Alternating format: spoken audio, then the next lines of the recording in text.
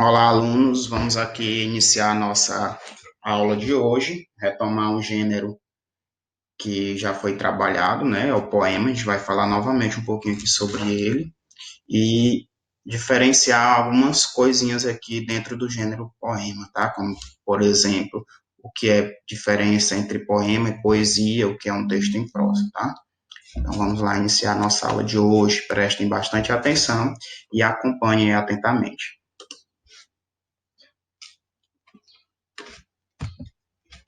Então, o que, que seria prosa e o que, que seria poesia? Né? A forma literária do poema é o verso, e de um conto, a prosa. Né? Então, aqui a gente já tem a diferença do que seria prosa e o que seria poema. Né? Poema é um gênero textual, que você sabe como é que ele é escrito dentro da folha, né? Como é que ele se comporta na folha de papel. E o texto em prosa é aquele texto normal, corrido, né? A dissertação, como a gente conhece, ou a narração. Então, também o romance, a crônica e a novela são textos em prosa. As linhas são contínuas e em sequência, com parágrafo e pontuação, né? Então, por exemplo, esse slide aqui que você está vendo, ele está sendo escrito em prosa, né? Porque eu tenho as linhas aí contínuas. Terminou a sequência ali da linha, já passo para a próxima e eu vou separando entre parágrafos, tá? Há uma sucessão de estruturas explicativas e a presença de descrições ou informações. Aí vai depender muito do tipo textual, né? Tipo descritivo, tipo narrativo. Os textos em prosa podem ser literários e não literários, como textos científicos, notícias jornalísticas, anúncios publicitários, etc. Né? Então, aqui eu tenho o que seria texto literários e texto não literários. O texto não literário é aquele que vai trazer apenas informações, dados, né, estatísticas. E os textos literários são aqueles que vão te trazer imaginação. Além do que está escrito, você vai poder interpretar de acordo com a sua ideia, né, de acordo com o seu pensamento.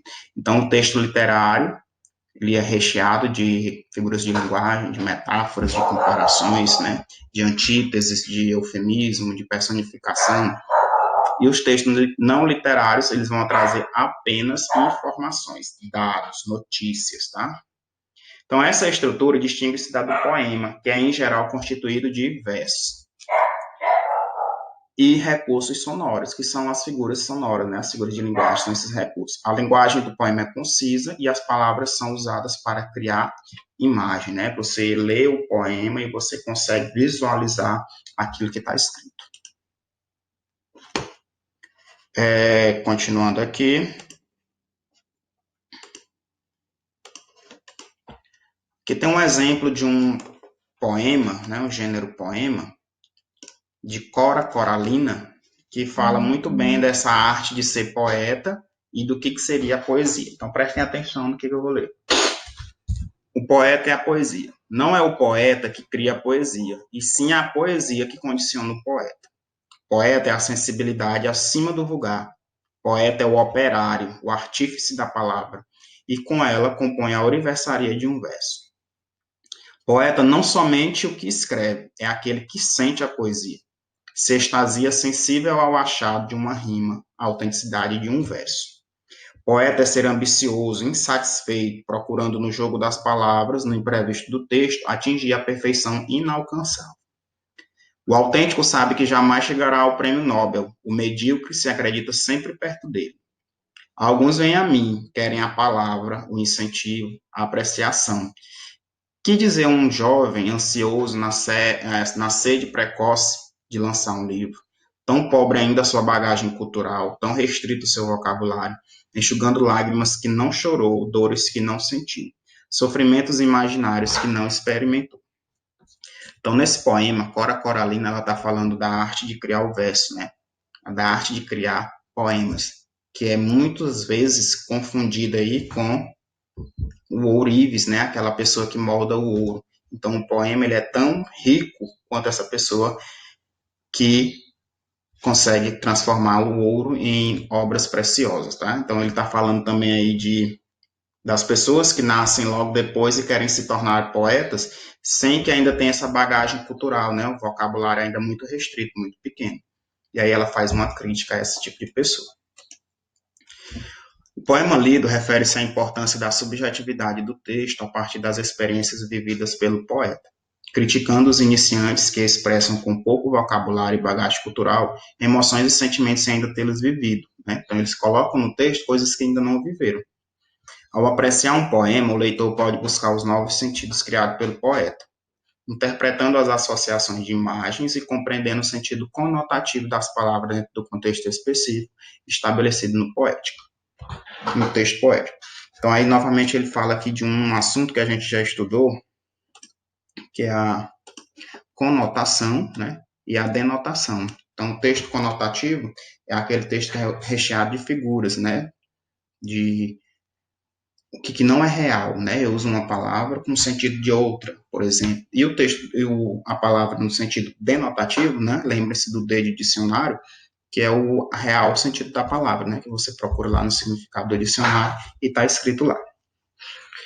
Em geral, no poema predomina a expressão do eu, que projeta seu mundo interior, expressando seus desejos, emoções e sentimentos.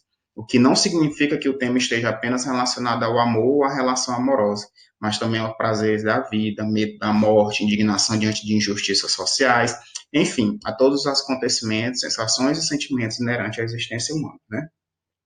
É isso daqui, né? São esses assuntos, né? Prazer da vida, medo da morte, indignação, amor, que vai caracterizar cada poeta, né? Eu tenho um poeta que gosta de falar só de amor, eu tenho um poeta que gosta de falar de morte, né?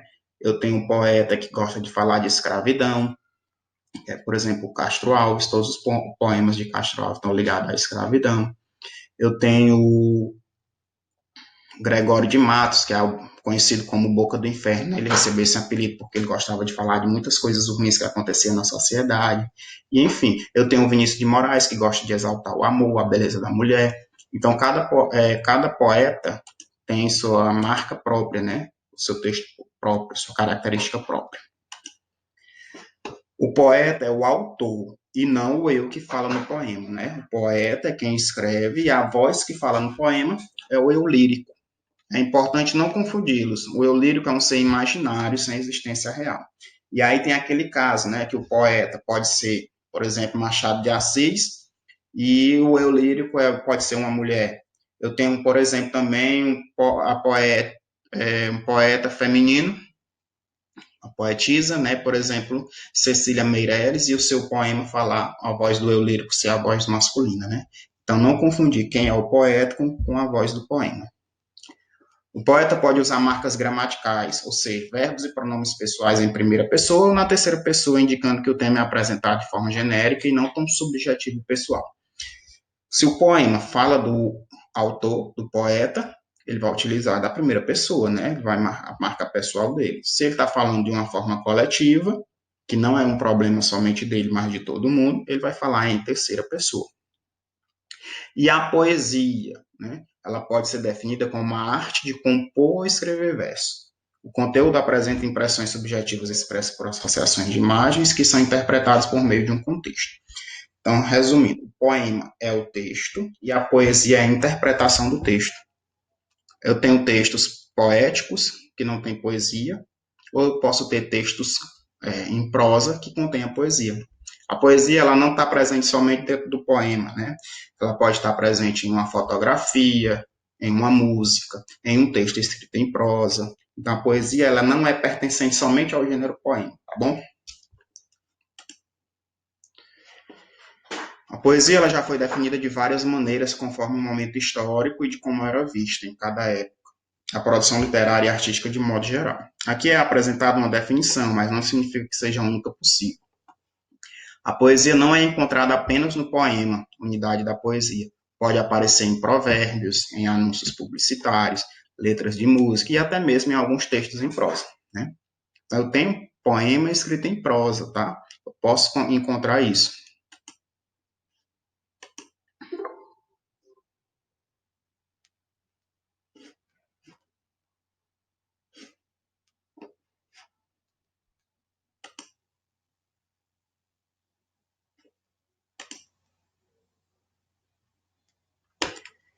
Então, aí aconteceu um problema, pessoal, que eu tirei bem aqui, né? Então, a poesia, ela não pode ser encontrada apenas no poema, né? Como você viu aí, ela pode ser encontrada em uma letra de música, em uma pintura, em uma escultura, em um vaso decorativo, enfim, tudo aquilo que te faz levar a imaginação é a poesia.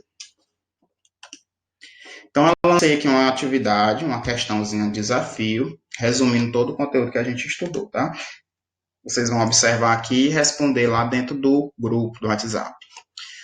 Então, vamos ver aqui. Sobre as diferenças entre a poesia e o poema, estão corretas as seguintes afirmativas.